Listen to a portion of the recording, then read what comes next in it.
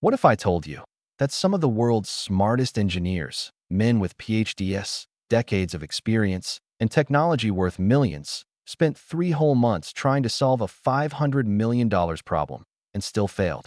What if I told you that the person who finally cracked the mystery wasn't a scientist, wasn't an inventor, wasn't even an adult, but an 11-year-old boy, a janitor's son, a kid who had nothing except a pair of sharp ears, a worn-out notebook, and the courage to stand inside a giant marble boardroom while a furious billionaire CEO screamed at him. And yet, the child didn't blink. Darius was the kind of kid people looked through, not at, small, quiet, too skinny for his age, always holding that faded gray notebook like it was something sacred. And maybe it was, because inside those pages lived a mind no one bothered to notice. At home, he and his mother shared a one-room apartment above an old laundromat. The walls peeled. The heater rattled like it was coughing its last breath. But every night, when his mother tied her cleaning apron and whispered, "Let's go, baby," Darius followed without complaint, because poverty wasn't new. But his mother's exhaustion, that hurt him every time. She worked the night shift in Whitmore Industries' corporate office, mopping floors while the rest of the world slept. Darius waited in the dim break room, his legs dangling off a chair too big for him, sketching machines he had never owned and mechanisms he had never touched. He didn't draw from experience. He drew from instinct. But something else lived in that building, something strange, that a sound. Every night at 2 a.m., a low rhythmic thump echoed from the CEO's private vault. Not loud, but specific. Too specific. Thump, thump, thump, like a mechanical heartbeat. Most people ignored it. But Darius, he heard patterns. Always had. His mother said he was born with music in his bones. But this wasn't music. This was a message. One night, Whitmore himself, the billionaire CEO known for his temper and his thinly veiled racism, walked past the break room. He saw Darius alone and sneered. "Oh, the janitor's kid," he muttered loudly. "Hope he doesn't steal anything. These people have sticky fingers." The other executives laughed. Darius didn't react. He just lowered his eyes and held his notebook tighter, because invisible kids learn early. You don't fight mockery, you outgrow it. And that strange heartbeat in the vault, it was waiting for him to do exactly that. Long before Darius ever heard the heartbeat of Whitmore's vault, the gift had already chosen him.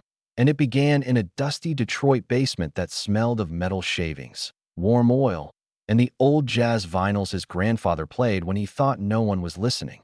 Samuel Reeves, Darius's grandfather, was a legend no one talked about. People in the neighborhood called him the ghost genius of Detroit because he could open any lock, fix any clock, and rebuild any safe with nothing but his hands and a soft hum under his breath. But Samuel wasn't famous, that he wasn't rich, that he wasn't even fully understood. He lived quietly, fixing what others thought was impossible, turning broken metal into something that breathed again. And to him, everything, machines, clocks, safes, gears, had a soul, that he used to say. "Machines talk, baby boy. Most folks got ears, but only a few know how to listen." Darius was 5 when he first wandered into that mystical workshop. The stairs creaked under his tiny steps. The golden basement lights spilled like honey across scattered blueprints, half-open clocks, and steel safes that stood like patient giants waiting for his grandfather's touch. Samuel looked up from his workbench, eyebrows raising behind thick glasses. "Well, if it ain't Lil Echo." He smiled. He called Darius Echo because the boy repeated sounds perfectly. Bird chirps, dripping faucets, the old clock's uneven tick-tick-tick. Darius giggled, climbing onto the wooden stool beside him. "Papa Sam, what are you fixin' today?" "Not fixin'," Samuel corrected. "I'm listening." And then he guided Darius's small hand to the side of a half-broken combination safe. "Close your eyes," he whispered. "Feel it. It's talking to you." At first, Darius heard nothing but his own heartbeat. But then, a faint click inside the metal. A subtle shift, tiny whispers. Almost like the safe was breathing. Darius gasped. "You hear it?" Samuel asked gently. Darius nodded. "It's scared," he said softly, surprising even himself. "Something inside is stuck." Samuel froze, then smiled a slow, proud smile. "Well, I'll be damned," he murmured. "You got it. You got the gift." From that night on, the workshop became their world. Samuel taught him everything, not through lectures, but through rhythm, through silence, through patience that he taught him that every lock had a story, every gear had a purpose. Listen for the weak point, Samuel said. That's where the truth hides. He taught him that machines were like people. The louder they shout, the more scared they are inside.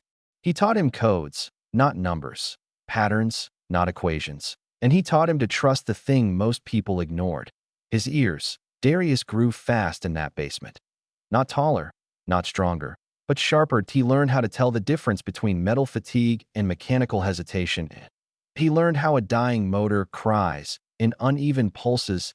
He learned how a lock with tampered gears lies with a single false click. When other kids played video games, Darius sat at the workbench, tracing the soundtrack of Machines in Motion. But the lessons weren't always about metal. One stormy night, when lightning flashed against the workshop windows, Samuel placed a hand on Darius's shoulder. "You're special," he said. "And the world, it don't like special. Folks gone try to shrink you, baby boy. Make you feel small. Make you doubt yourself." Darius looked up, wide-eyed. "But why?" Samuel sighed. "Because fear makes people cruel. And cruel people hate what they don't understand." He tilted Darius's chin gently. "Promise me, Echo, when they laugh at you or talk down to you, you don't curl up like broken metal. You listen. Listen to what? To the truth behind their noise. Hurt people make the loudest sounds." Those words rooted deep inside Darius, wrapping around his heart like iron vines. Then came the day everything changed. Samuel had been working on an antique German safe, one with a reputation for being unbreakable. Experts had failed to open it for years. But Samuel approached it the way he approached everything else. With respect, he pressed his ear to its cold metal surface, humming softly. Then froze. He didn't call for Darius. He didn't explain. Instead, he guided the boy's ear to the safe. "What do you hear?" his grandfather asked quietly. Darius listened. No clicks, no were. Just a faint trembling, like the safe was holding back tears. "It's dying," Darius whispered. Samuel's eyes glistened. "You're ready." A week later, Samuel passed away in his sleep, peacefully, calmly, like a man whose story was finished. The workshop went silent. The clock stopped ticking. The world lost its quiet genius. And Darius lost the only person who ever saw him clearly. But Samuel's words lived in him, echoing in every quiet space. Machines don't lie. Listen close enough, and you'll hear what no one else can. Years later, in the cold corridors of Whitmore Industries, listening to a vault thump in the night, Darius didn't just hear a machine. He heard his grandfather, guiding him, teaching him, believing in him. And that heartbeat inside the vault, it wasn't just a mystery. That IT was a call to the boy the world ignored and the genius only Samuel ever recognized. By the time the sun rose over Whitmore Industries headquarters, a glass fortress of ego and wealth, the entire building was vibrating with panic. For 3 months, the company's crown jewel vault, Titan X, had been malfunctioning. To AT first, engineers thought it was a simple calibration issue, then a mechanical glitch, then a firmware error, then a structural anomaly. But the vault was designed to be tamper-proof, break-proof, failure-proof. That a $500 million monster built to last 50 years, without a single hiccup. Yet here it was, thumping, every night. Same rhythm, same pulse. Thump, thump, thump. And no one, no scientist, no engineer, no security expert, could figure out why. The malfunction was costing Whitmore $17 million per day. Investors were panicking. Shares were crashing. Rumors were spreading. The vault is compromised. Someone tampered with it. Whitmore isn't in control anymore. So on Monday morning, the CEO snapped. Jonathan Whitmore, silver hair, sharp jawline, temper hotter than a blowtorch, stormed into the engineering conference room, slamming his fist onto the table so hard the microphones rattled. "I don't care what it takes," he shouted. "Fix my vault." A trembling engineer tried to reply. "Sir, we've run every diagnostic." Whitmore exploded. "I didn't hire you for excuses. I hired you for results. And right now, all of you are making me look like a clown on Wall Street." His voice echoed through the entire floor. Then came the sentence that changed everything. "I'll offer a public challenge. Anyone who can identify the cause of the fault within 24 hours gets $1 million. The room froze at $1 million for identifying a sound. Whitmore wasn't finished. And if they can fix it, 5 million. He straightened his suit, nostrils flaring. I don't care if it's an engineer, a scientist, a thief, or a circus performer. If they solve it, they win. The challenge spread across the internet like wildfire. Hashtag Whitmore Challenge, hashtag TitanXVault, hashtag 5 million fixed tech influencers made reaction videos. News channels set countdown timers. Security firms mocked Whitmore for begging the public. Investors begged him to stop, but Whitmore doubled down that he booked the company's private auditorium, large enough for a full concert, and set up a stage facing the enormous Titan X vault, which had been transported with military-level security. Employees whispered, "He's lost it. This is career suicide. What if someone actually cracks it?" Whitmore didn't care. Pride is louder than fear. That night, Darius arrived with his mother for her shift. She told him to wait in the break room like always, but Darius noticed something different. The building hummed with tension. Workers were rushing. Lights were being set up. Camera crews were rolling in. "Mom, what's happening?" Darius asked. His mother sighed. "Mr. Whitmore's making a spectacle. Some kind of challenge." Darius's ears perked. "A challenge? About the vault?" She nodded, but her tone carried worry. "Baby, don't go near that mess. People like us don't belong in places like that." But curiosity tugged harder than caution. When she left to clean the top floor, Darius slipped out of the break room and followed the noise. The voices, the machinery, the reporters setting up tripods. He stood at the entrance of the vast auditorium and gasped. The vault towered on the stage like a steel mountain, polished under blinding white lights. Rows and rows of chairs filled the hall. Engineers with laptops, security teams in suits, camera drones, media crews whispering like flames, and at the very front, pacing like a wolf, Whitmore. His voice boomed through the speakers. "At 8 a.m. tomorrow morning, the challenge begins. The live stream will run for 12 hours. Anyone brave enough, or stupid enough, may step forward." The crowd murmured. Then someone shouted, "What if no one can solve it?" Whitmore smirked. "Impossible." Then, quietly added, "It must be solved." His voice cracked slightly on the last word. Darius heard it. Not the crack, the pain behind it. The next morning, the live stream started. Over 1 million viewers, a trending challenge, a desperate sale out of vault that thumped with unnatural precision. First came the professionals, security experts, engineers, technicians, even a retired safecracker flown in by a billionaire YouTuber. One by one, they pressed their ears to the vault, checked the pressure valves, ran diagnostic tablets, tapped and listened, scanned for errors, and one by one, they failed. Hours passed. The crowd grew frustrated. The live stream chat exploded with insults. Memes flooded the internet. Whitmore's face turned redder and redder. Investors whispered behind clenched jaws that at 7. He snapped at the engineers. "You can't even identify a sound? Children can do that." Children.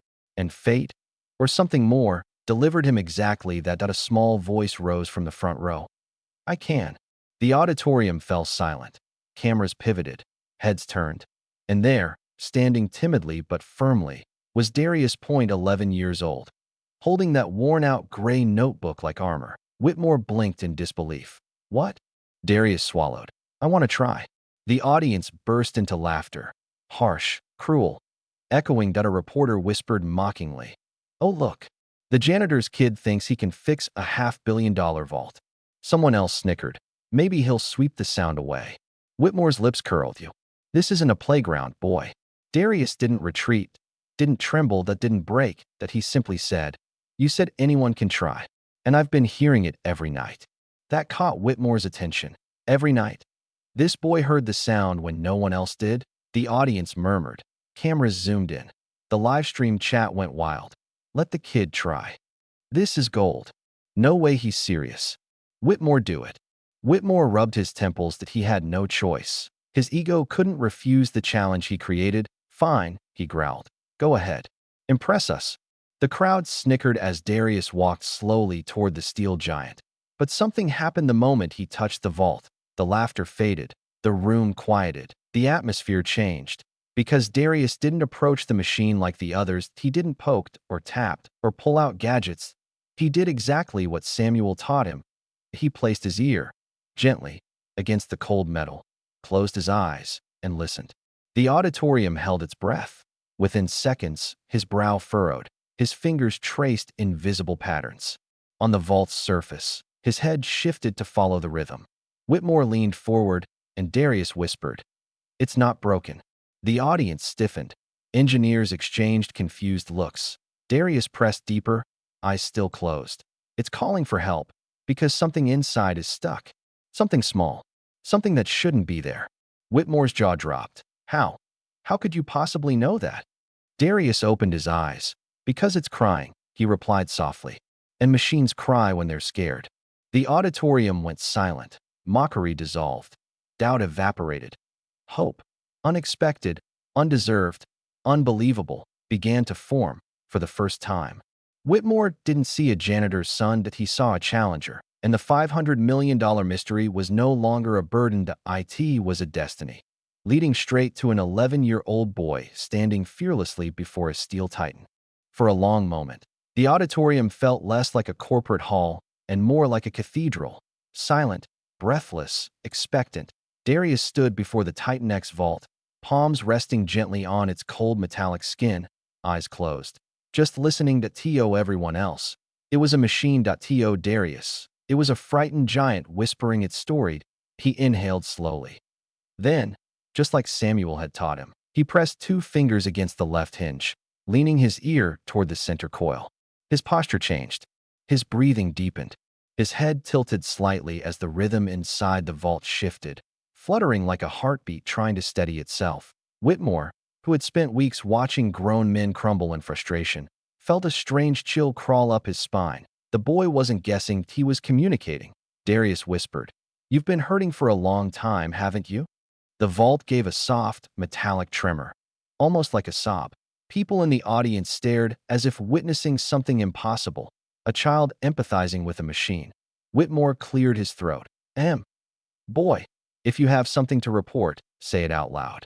"We don't have time for." Darius raised his hand gently, without turning around. "Please don't talk right now."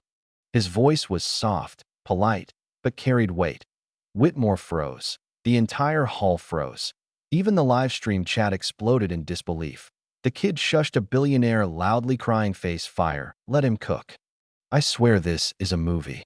Darius took out the small cloth pouch he always carried, Samuel's old locksmith kit. Worn screwdrivers, a brass stethoscope-like listening piece, the tiny tuning fork with scratches that mapped decades of use. The audience gasped. Ancient tools for a futuristic vault? Someone scoffed. But Darius wasn't listening to them. He was listening to the vault. He placed Samuel's brass stethoscope against the lower panel, tapping the tuning fork gently.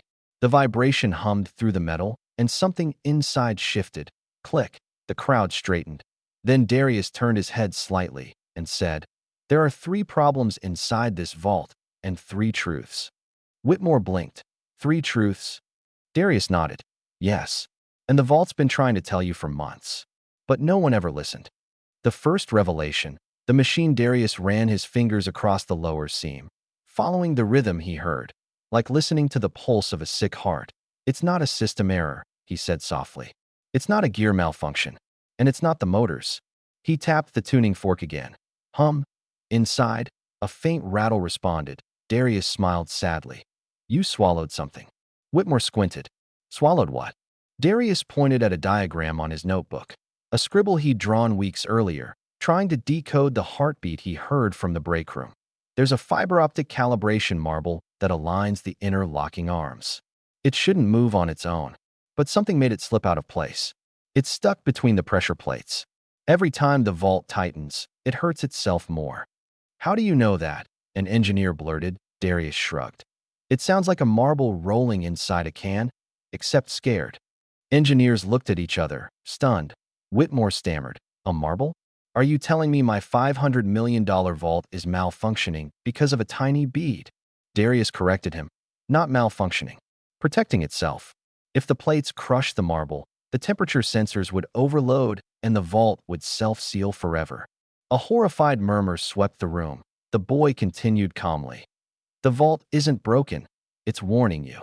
"A miracle," The child understood the machine better than the people who built it at the second revelation. The code Darius moved to the side panel, where 12 microlock wheels spun silently behind thick metal. He placed his ear against the panel, closing his eyes again. Silence, stillness. Then, faint, irregular clicking. Darius whispered, "Someone entered the wrong code." Too many times. Engineers gasped. "That's impossible. Code entry logs are monitored." Darius shook his head. "No, not from outside. From inside." Whitmore's face drained of color that he knew that he understood instantly. Someone had tampered with the backup internal dial, the hidden one that only 3 people in the world knew existed. Darius turned to him. "You did it, didn't you?" Whitmore's lips trembled that he opened his mouth, closed it, swallowed hard. The audience stared. Darius looked at him gently, not accusingly. "You were scared the vault would fail. You tried to reset it yourself. But your hands were shaking, so you turned one wheel too far." Whitmore stumbled backward as if the boy had struck him. "How? How could you know that?" Darius replied, "Because the wheel that's misaligned clicks like a nervous person tapping their foot. Fast, unsteady, guilty." The auditorium fell into a stunned hush. The boy wasn't just hearing machines, he was hearing human emotion in mechanical form. As Samuel's voice echoed in him, "Machines don't lie. People do." The third revelation, the miracle. Darius stepped back, staring at the vault with compassion. "This vault isn't failing," he whispered. "It's fighting. It's been trying to protect what's inside, even from you." Whitmore felt his throat tighten. Darius continued, "But no machine, no matter how strong, can survive pain forever. It needs help." He placed both palms on the vault, grounding himself. Then, softly, like speaking to a frightened animal, "Let me help you." The safe opening as Darius rolled up his sleeves. The hall went dark except for the spotlight on him and the steel giant. He pressed his ear to the top hinge, a faint vibration. Then the mid-panel, a subtle tremor. Then the lower safe joint, a stutter in rhythm. Each movement was deliberate, graceful, almost like choreography that he wasn't fixing the vault. He was having a conversation that he lifted Samuel's tuning fork again, tapped it, let the vibration resonate. Then he did something that shocked everyone. He hummed out a soft, warm hum, the same note the tuning fork made out a perfect echo. The engineers stared in disbelief. Was he harmonizing with the vault? The rhythm inside matched him, stabilized, centered. Then Darius spoke. 3 fixes, point 3 truths, point 3 steps. He knelt and inserted Samuel's tiny angled screwdriver into the maintenance seam, a tool that should have been useless on a high-tech vault. Yet as he twisted it, click, the marble dropped free from between the plates. The thumping stopped. The audience gasped. Step 1. The machine was no longer in pain. Next, he moved to the inner dial. He placed the stethoscope, inhaled deeply, and turned the gear with slow precision. Point 1 click, point 2 clicks. A pause. Then a soft metallic exhale. Whitmore grabbed his chest. The misaligned wheel had returned home. Step 2. The vault forgave its fear. Finally, Darius placed his palm flat on the center panel. He whispered, "You're safe now. You can open your eyes." He turned the final calibration knob, the one no one else dared touch. The vault shivered.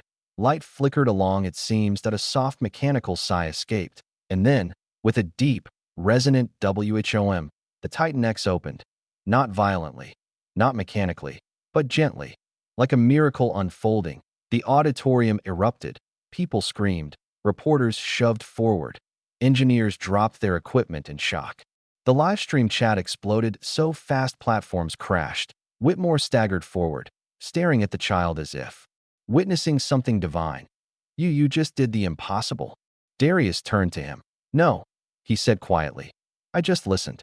The cameras zoomed in on Darius, tiny, brave, brilliant, standing in the light of the massive open vault. Behind him, sparks of reflection danced on the metal walls, giving the moment a surreal, magical glow that a child had succeeded where a corporation failed, where technology collapsed, where pride blinded. Wisdom had become power, softness had become strength, listening had become salvation, and in that moment, the whole world finally saw who Darius truly was. Not the janitor's son, not the invisible boy, not the punchline of jokes, But the air of a ghost genius, a whisperer of machines, a boy born with a gift the world almost missed, a miracle in plain sight. Samuel would have smiled. Whitmore could only stare, and Darius, he simply breathed, calm, steady, unbreakable, because the vault had opened, and so had destiny. When the Titan X vault opened, the world didn't just witness a machine coming to life, it witnessed a man falling apart. The live stream replayed the moment millions of times. The billionaire CEO screaming at an 11-year-old, mocking him, belittling him, doubting him, only to watch that same child achieve what his entire team of experts could not. Within hours, the internet turned savage. Clips spread with headlines like, "Boy Genius versus Billionaire Bully. CEO mocks Black Child, gets humbled live. The janitor's son saves the company." Whitmore tried interviews, he tried excuses, he tried spinning the narrative. But the world didn't forget the way he had looked at Darius, as if a child with brown skin had no place near greatness. And the world was done forgiving men like him. Employees spoke out. Whispers became testimonies. Old records surfaced. Complaints about his behavior, his arrogance, his prejudice. The board held an emergency meeting by morning. Jonathan Whitmore had been removed as CEO by evening. His name had vanished from the building by night. His empire had collapsed, crumbled under the weight of a single truth. The future doesn't belong to men who look down on others. It belongs to those who lift the world up. But while Whitmore fell, Darius rose, not in anger, not in revenge, but in quiet, breathtaking triumph. Reporters surrounded him as he stepped off the stage, microphones shoved in his face, cameras flashing like fireworks. "How did you do it? Are you some kind of prodigy?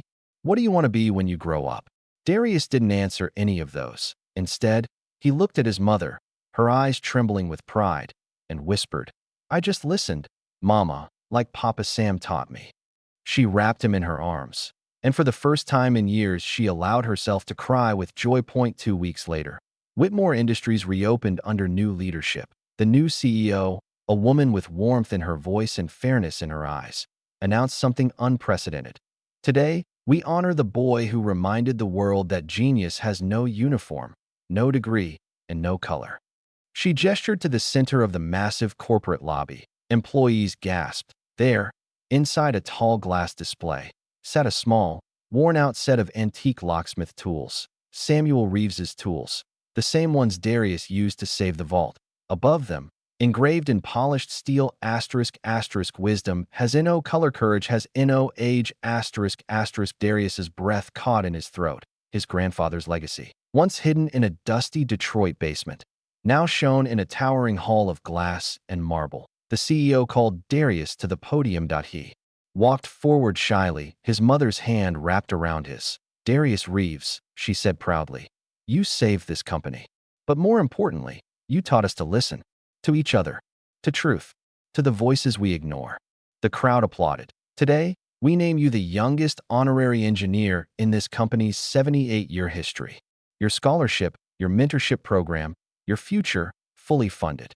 Cameras flashed. Reporters cheered. Employees stood as one, but Darius wasn't looking at them. He was looking at the tools. He placed his hand on the glass, whispering under his breath, "We made it, Papa Sam." And in the quiet hum of the lobby, through the lights, the echoes, the heartbeat of a building reborn, he could almost hear his grandfather's voice. "Told you, Echo. You just had to listen."